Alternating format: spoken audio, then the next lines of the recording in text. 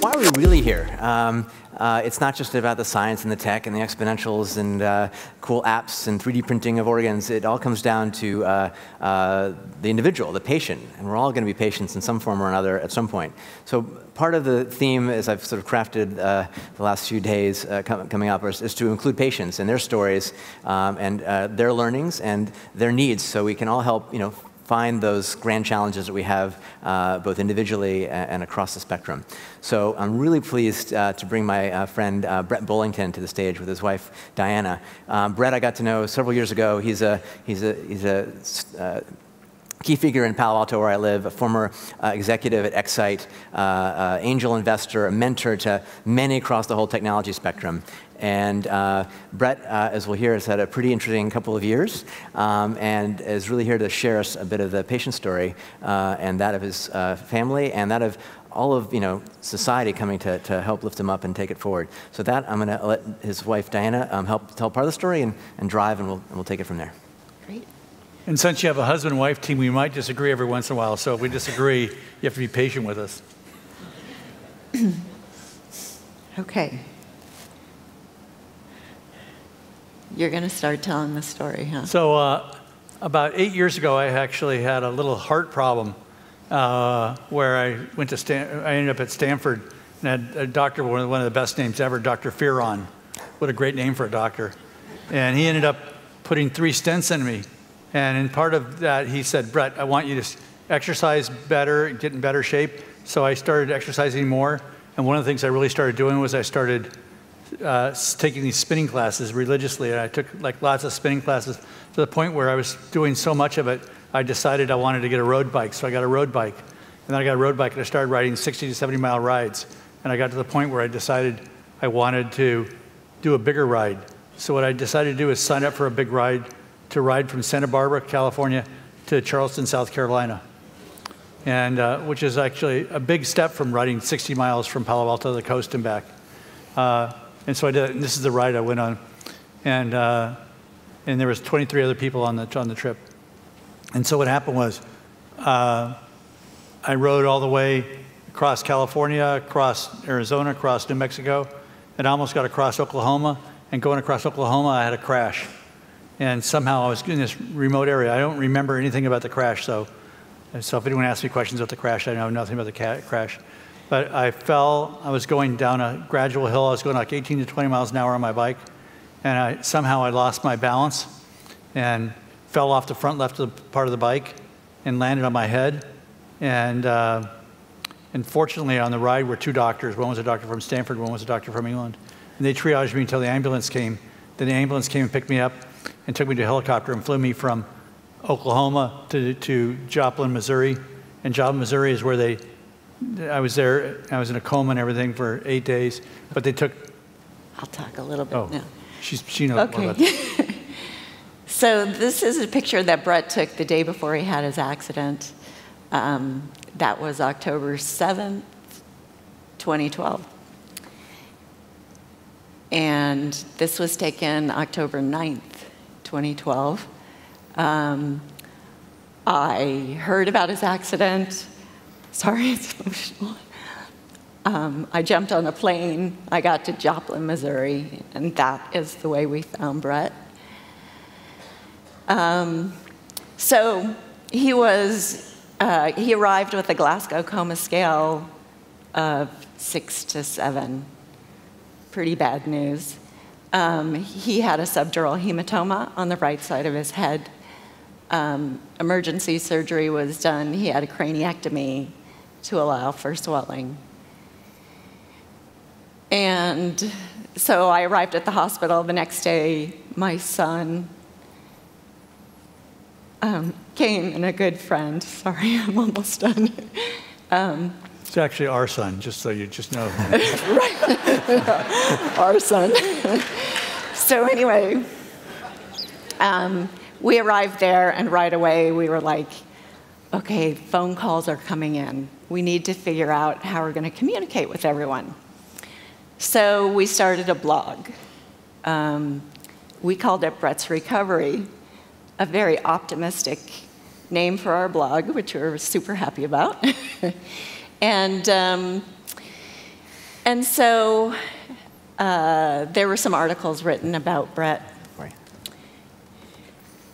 and the accident. And this is our blog.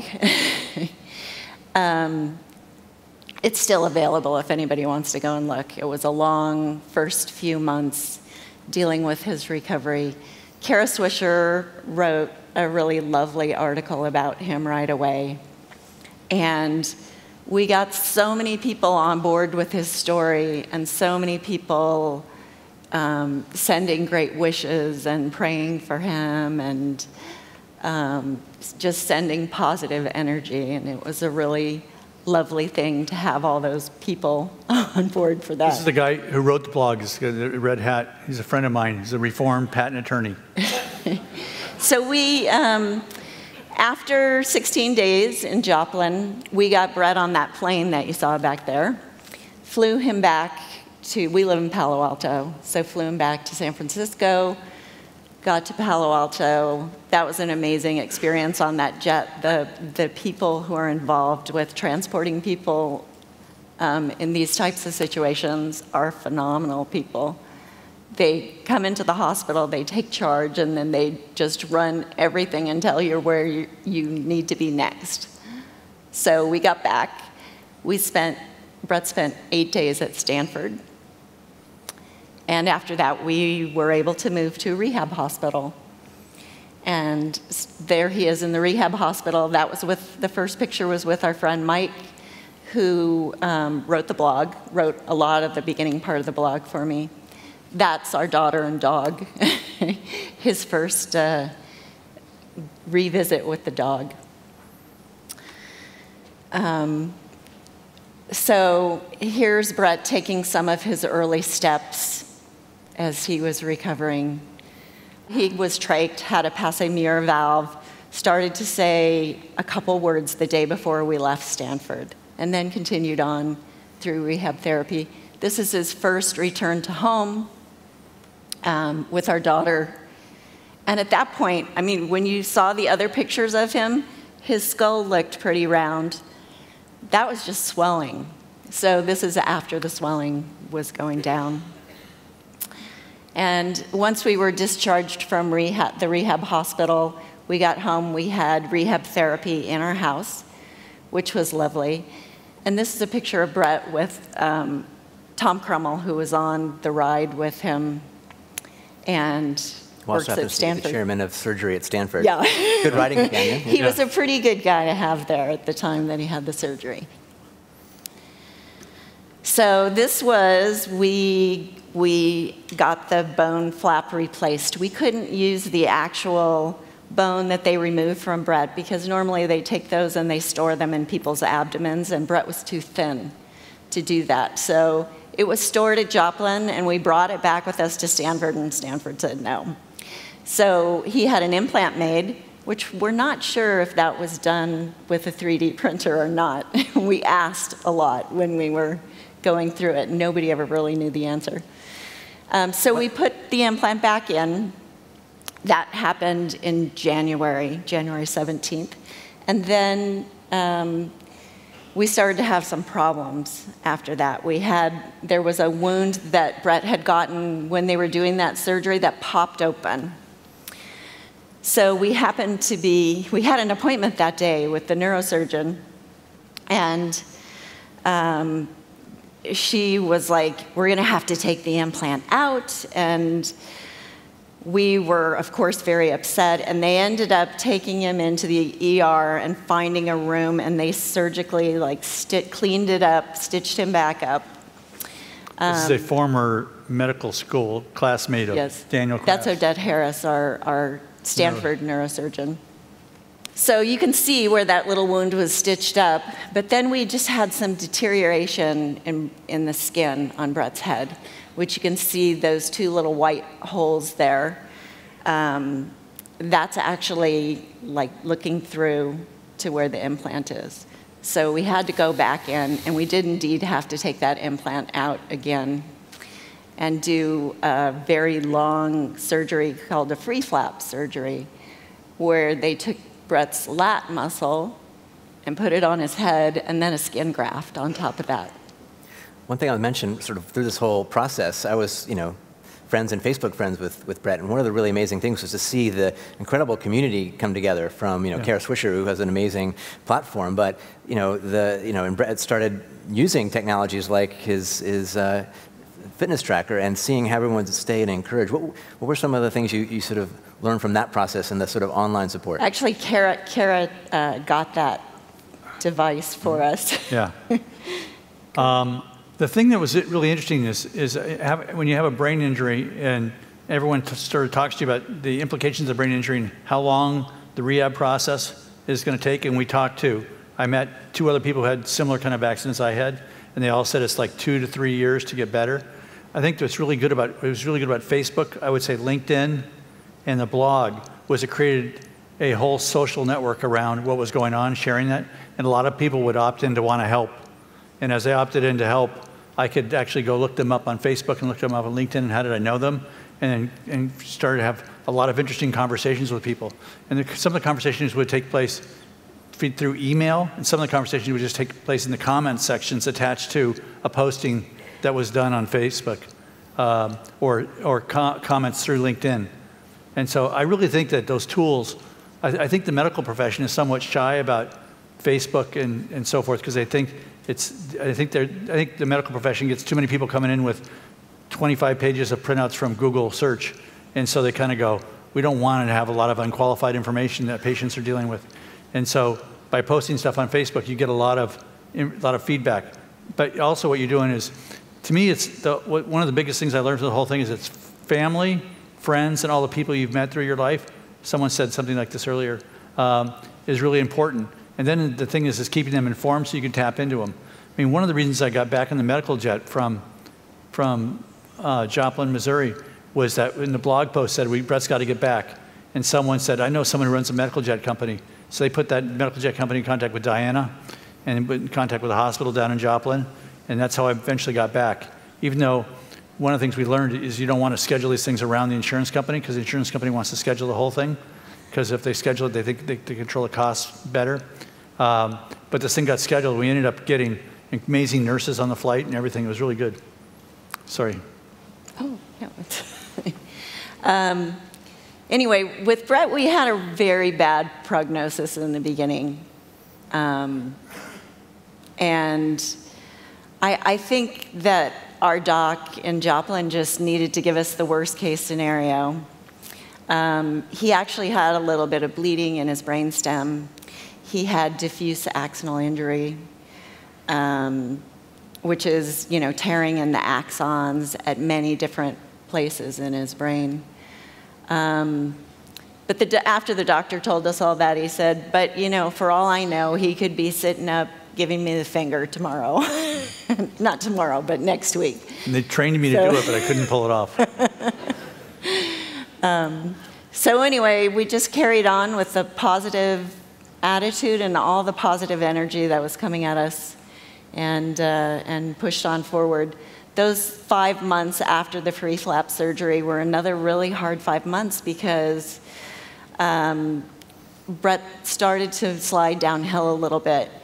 But by that point, he was well able to use all of his technology, which my son walked into the room in Joplin and put an iPhone in Brett's hand, because he was, our son, I'm sorry, because he was just like, if anything's going to wake him up, it's this. And people would write back, like, is that really you writing back? And it was you writing back. Yeah.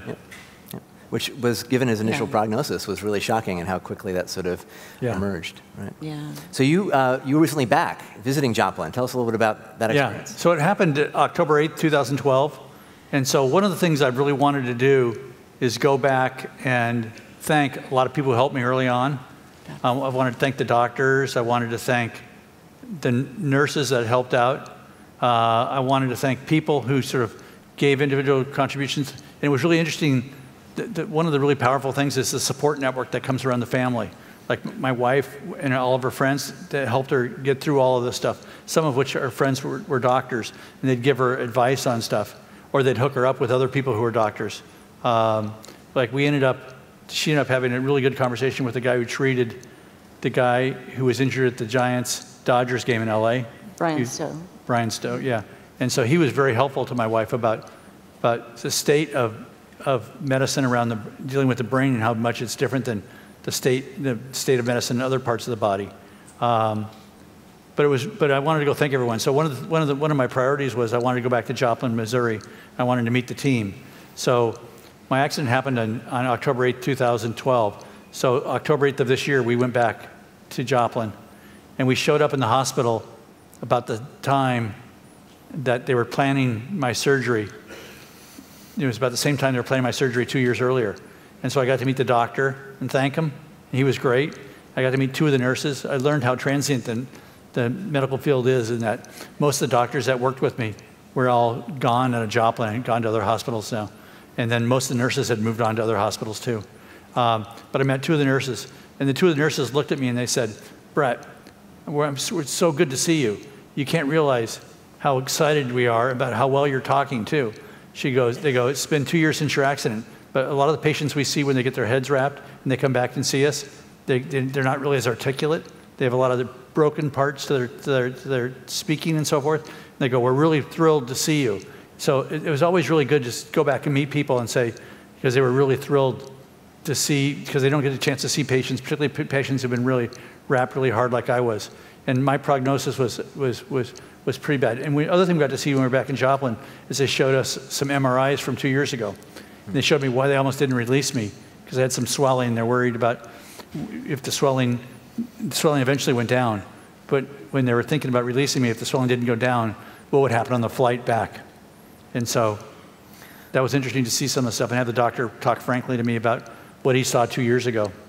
So one of the things you've been passionate about, as you've made this incredible recovery, is really sharing some of your lessons. In the last few minutes, you'd put some points you wanted to sort of leave us with in terms of just sort of the technology piece and other lessons. So how would you sort of sum up how that whole impacted you personally and your family? Well, I think it's you never know where help's going to come from.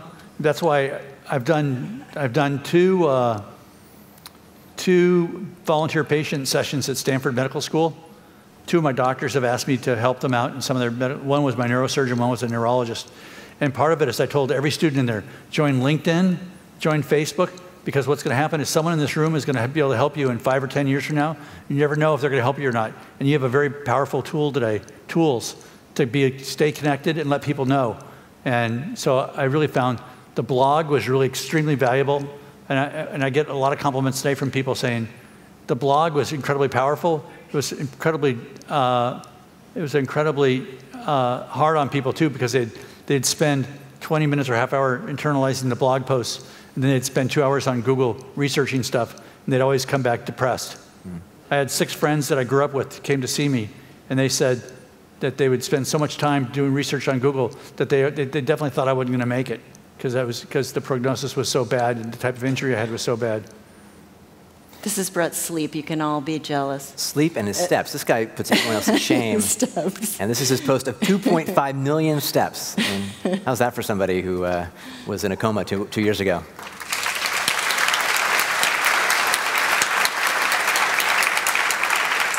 Well, you find when you're in the hospital and you can't walk, and when you start walking, they very limit where you can walk. They can only walk on a certain part of the floor.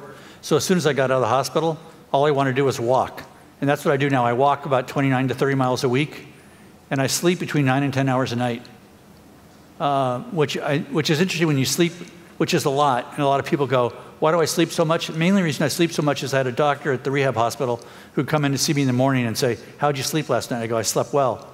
And he goes, "You told me that yesterday. I'm sure I'm not going to believe you tomorrow." And I go, "The only problem I have with sleeping here is the people turn their TVs on too loud, and in the hospitals." And I go, but the next day he gave me a big talking to. He said, "Your head was opened up once. It's going to be opened up once more when they put the piece back in." And he goes, "The best way for the brain to heal itself is getting lots of good sleep. And if your brain's healing, that means your body's healing." So I focused on that, and I really focused on sleep, and I tracked my sleep. Last night I slept 29 point something hours. 29 hours. Not 20. No, I didn't. No, I slept. I know. I could use some of that sleep. 9, maybe. 9 hours. 9 hours and 32 minutes, I think. My phone battery's dead. We sometimes joke that Singularity University is sleepless university, so part of this week will be kind of sleepless. So catch up afterwards. It's good for your health. But I'm actually blown away. I post on Facebook every night how many steps I walked that day. I've been doing this since January, and it's created a huge dialogue amongst people who tell me, Brett, you've really taught me how to help people who've been hurt bad and they're not moving around. They need to get out walking. And I love getting out walking because I did two things. It was just getting the physical exercise was good, but also was moving the head around and the neck around and all stuff. And I also broke my clavicle. It was really pointed up really big. I really broke it bad. And so just getting out and moving around was really valuable. And the other thing Brett really loves is socialization, which is a huge part of brain recovery, actually. People who experience TBIs really need to be around people and to connect. And Brett has always been the king of that, and he continued. My doctor from This is our Joplin trip. Yeah. And nurses. So closing thoughts, things you learned that you want to impart before we. So family, friends are really critical. And my doctor in Joplin said he was really blown away when after they did my operation, within the next day, there was 5 people from California in Joplin, Missouri hospital. He goes, that was a really showing of support that I had. Then he read the first blog post. He goes, wow, this is really amazing. These guys are doing this stuff. So that was good. I think the other thing, this is my son thinks this is really important. He's 22. He goes, have a good attitude. Believe in your recovery and surround yourself with positivity. I really had a good attitude the whole thing. And I think having a good attitude and working with all my support that helped me, it made everyone believe, and as they believed, I got a lot more support around me, and it made it easier on my wife and my daughter and my son. And they had a really great groups around them too. They naturally form. It's really interesting. My daughter was a senior in high school. I mean, what a disastrous thing to do to a girl who's a senior in high school applying to colleges. She was a good enough student that she's playing lacrosse at Bowdoin in Maine, so she's doing well. But as a parent, I feel like I really caused some challenges to my family having this major accident during a big part of their lives. Set goals that you can achieve and show progress and provide a sense of moving forward, which is really good. It also gets people positive. Once people saw I was walking 1,000 steps a day from not walking at all, they would send me notes. And I'd get these incredibly personal notes back from people going, Brett, I broke my pelvis snowboarding, and I'm not walking that much at all. And the fact that you're answering questions with a thumbs up, thumbs down 3 months ago, and now you're walking 1,000 steps or 1,100 steps a day, it's really amazing. Stay open to possibilities. When it came to the brain, there was a lot of things they didn't know, and we didn't know. We were being educated along the way, so you have to be open to new things. And sometimes we got some ideas, like we got a blog post from a kid who was a teenager, I think in Texas, who had a big brain damage, and his parents put him on massive doses of fish oil. And so I used to always take fish oil before I went on the ride, but I went off it when I went on the ride. And so when I got back from Joplin didn't want me to go on fish oil because they thought it was too blood thinning or something. I forget what the rationale was. Yeah, it was a bit of a battle to get you on the fish oil, but we were able to do it, so. Yeah, we went to Stanford. Stanford was sort of okay with it. Even though when they did operations, they wanted me off of it because of... Okay. I think we want to, well, of course, we want to see more going into brain research. I know it's a big topic now, and Dr. Jeff Manley, the doc I talked to at SF General, actually said to me, you have to understand brain injury is where cardiology was 50 years ago. So let's get that up to speed. And then a couple things that I would love to see. One of them has to do with the big data ideas. I think if we do research following TBI people and different therapies and rehabs that have helped those people, we might be able to find some really great commonalities that will help people. Also would love to see something developed to support families who are going through a crisis. I feel like we had a lot of great support because of our connections, but I feel like we could do more. And I mean, I would love to volunteer to help other people who are going through this sort of thing, because you feel sort of lost and alone as you're going through, and it's great to have good people to advise you. So this is a great audience to ask for that sort of help, and many of you I think can help build some of those solutions. So any parting thoughts? And then we'll we did meet with, I mean, every one of my doctors, I said, how can I help? And that's when I got volunteered to be a volunteer patient for Stanford Medical School. But Odette Harris one time said, I have a patient that's in the emergency care unit whose parents are here. And it's really kind of odd that this kid and his parents were from Charleston, South Carolina, which is where my ride was supposed to end. And she goes, it'd be great if you could meet with their parents, because they have a son who had a similar bike accident to yours, and he's in the emergency care unit, and he's not doing that well, and his parents just need some optimism. And so I had to spend that night in the Stanford hospital. So the next day, the dad called me on my cell phone, and as I'm talking to him, I go, how about if my wife and I walk down and talk to you and your wife, and we'll let you know all the things we've learned during our process. And he responds back to me, he goes, you can walk down here? I go, yeah, I can walk down here. I'm walking really well. He goes, well, come on down. So he was surprised when I walked down there, and we had a great conversation with them, and I was talking well, and their son was not talking and wasn't walking, wasn't moving, and now I've recently... Now we've sent Anthony a jawbone up. Yeah. He's now tracking his steps. In South Carolina. He sends me his weekly report and sends me videos of him walking, which is good. So it's that kind of connection, inspiration, leveraging of social support and community that I think has helped Brett now be someone who's helping the next generation of patients and beyond. So with that, I really want to thank Brett and Diana for sharing the story. Thanks. Thank you. Thank you.